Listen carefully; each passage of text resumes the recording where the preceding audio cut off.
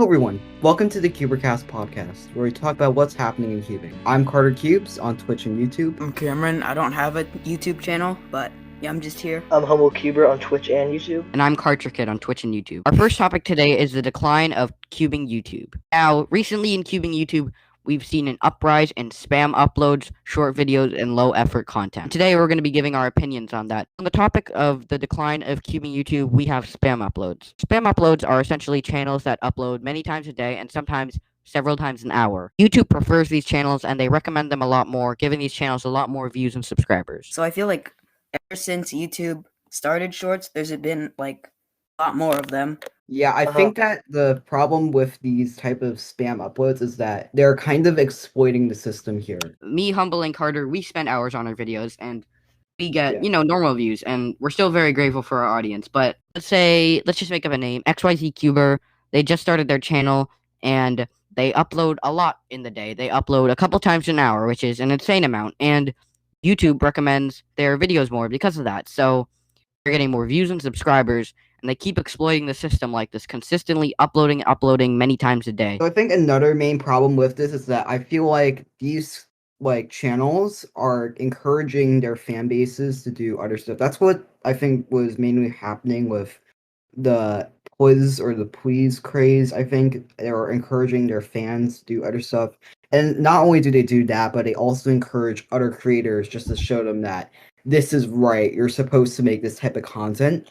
And that leads to more carbon copies of this type of content, which I don't think is healthy for the growth of YouTube queuing, in my opinion. Something like this happened recently.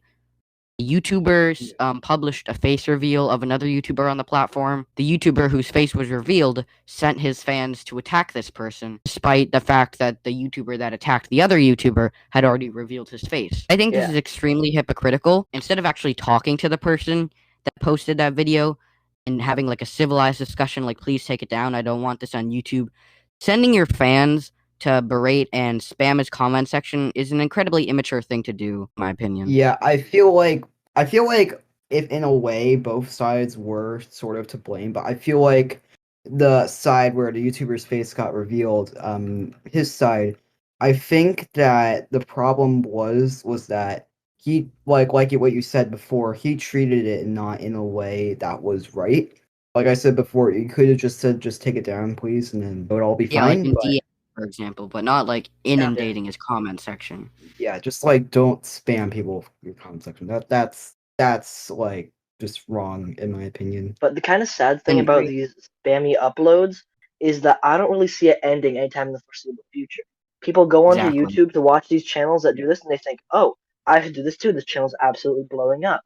They decide, I should try to do this as well. And that leads to more people finding their channel, and so on and so forth, until eventually YouTube cubing will just become spam. I definitely agree with that. Like, another point is that other creators that make more high quality videos with like their audio and camera and just like more creative ideas, they become less popular. Like, for example, Nathan Wilson, a lot of the cubing audience has shifted, so more of the cubing audience watches more like short videos, spammy uploads. Exactly. And they less watch of the popular cubing YouTubers. And this is why Nathan Wilson quit, because this wasn't getting that many views, and he made really high quality content. Yeah, I just feel so bad for people who put hours and days and weeks, sometimes even months, to create some of these videos, and they just get like blown by these short videos that only take like literally 60 seconds to create. Like they take as much time to create as how much time they actually took to record the video. Like, that is absolutely insane. I don't think that this is the direction that we should be headed in. Yeah, and adding on to what Cameron said about Nathan, I'm pretty sure Derpy also quit for this stuff. YouTube really doesn't commend hard work. They command the algorithm prefers lots of uploads as to high quality, high effort content. Derpy said in one of his favorite videos that he's ever made performed one of the worst, but his lowest effort video got so many views. And that's the thing. I totally agree. Some of the videos that I spent hours, days, they haven't performed as well as I'd wanted them to, and low effort videos like 10 meme songs on cello have gotten 3,000 views. I feel like the attention span of the average cuber an average YouTube user is getting smaller and smaller. They just prefer quick, funny stuff, quick stuff that's under 60 seconds. And that leads us into our next topic, hashtag shorts. YouTube essentially created a TikTok inside their own platform. They're under 60-second vertical format videos that people can spend little time making, but also not to say that there isn't some good shorts. People can put time and effort into these videos, so not all shorts are bad. This guy did like an Among Us stop motion thing that looked like it took so long, and that was just really high effort and high quality. That's the kind of short I appreciate. Shorts like my Gans Cube review and Carter's Sheng Xiao Clock review, shorts that actually have time, effort, and actual editing, despite like a 60-second uncut video. Those are shorts that deserve to be pushed by the YouTube algorithm, not like low effort ones. People are just completely exploiting them, like just showing one F2L trick and getting like 1,000 views. I saw this one cross trick. It was so bad that I wanted to spend like a whole entire video just explaining why it was bad. But of course, I was controlling myself and I didn't upload that video. But like, it was really bad. I don't want to name the trick or like say what the trick did because I would really call that person out. But that was a really bad cross trick. I understand the frustration there. Yeah, same. I was kind of embarrassed to be a cuber at that moment. And on that topic of being embarrassed to be a cuber, shorts have led to videos gaining more popularity, and some of those videos being people doing fake solves. Yeah, and that encourages also, people doing fake solves. Yeah, which I know a couple people who were fake but then aren't fake, and I know a couple people who weren't fake but now they're fake. I definitely prefer the first group because I feel like they've learned from their mistakes and I could actually appreciate them as a person now. But if you're going to continue to be fake, like, and if you know that this is wrong, like you know that you're willing doing this wrong and you don't admit it later in the future, and I'm not really sure if I can accept you as a friend, in my opinion. Yeah, adding on to what Carter said, I know some of the people he's talking about who were fake but are no longer fake. The fact that they had the courage to admit that they were fake and apologize for it is very mature and brave of them, and I applaud their braveness. And if you fake solves and you're watching this, just don't and admit it and move on. It'll benefit you more than it won't. So for example, if you have a 4.27 13 TPS solve, congratulations to you, but please move on. And yeah, good luck with more 13 turns per second solves. Adding on to what Carter Kid said, I feel like if you fake solves and you admit it, everyone will forgive you because you're admitting what you did wrong. Like, you won't do it again. So, yeah. Yeah, the community might be a little bit harsh at first, but then they'll just be accepting of it.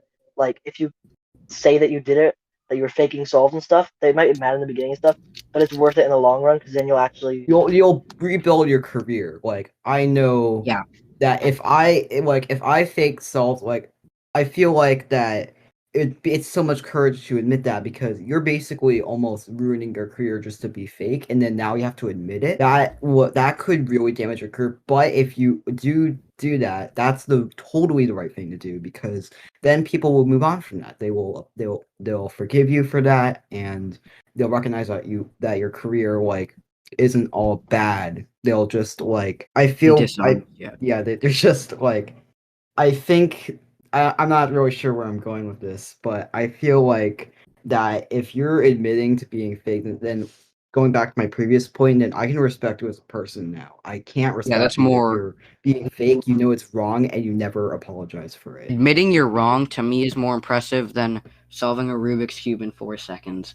That's a very big thing to do. Okay, so let's go back to the topic of shorts. I want to shout out 2 creators that kind of built up their audience on shorts, but then saw the flaws in it and took down most of their shorts.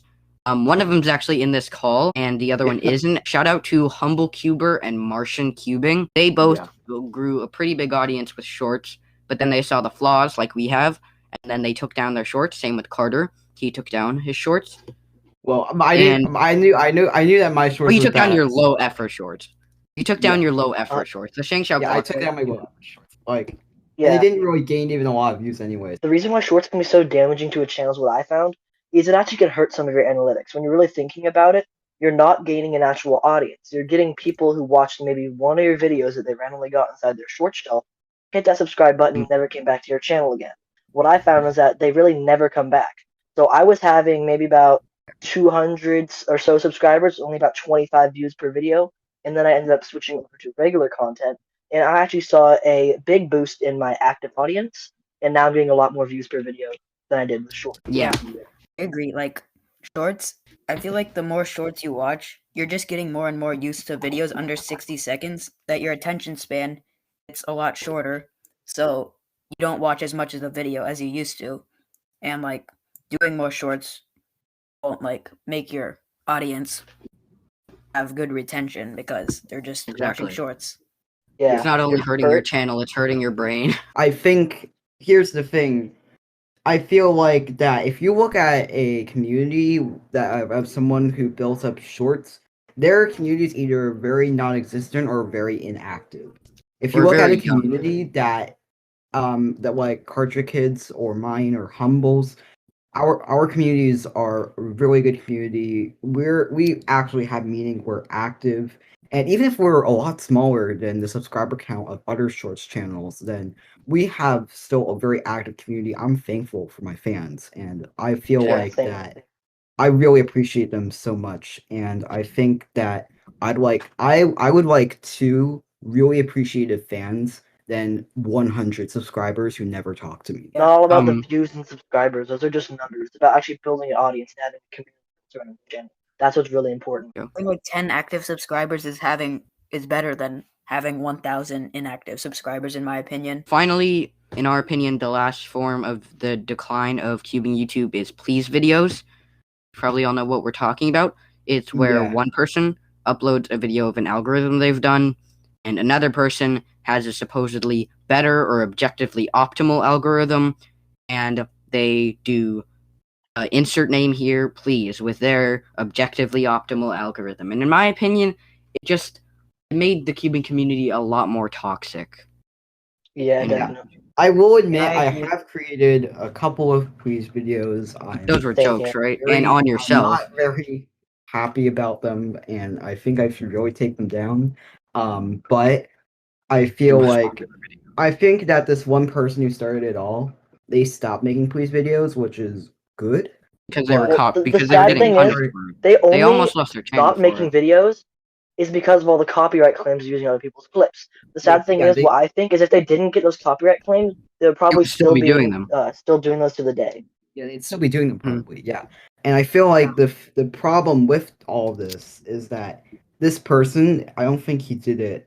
I think that he should have done this a very long time ago. Like, I'm happy that he's stopping, but I'm not sure if he's stopping for the right reasons, and I'm not sure if he's stopping at the right time. Earlier in this podcast, I mentioned a creator who sent his fans to inundate a comment section of someone who revealed his face.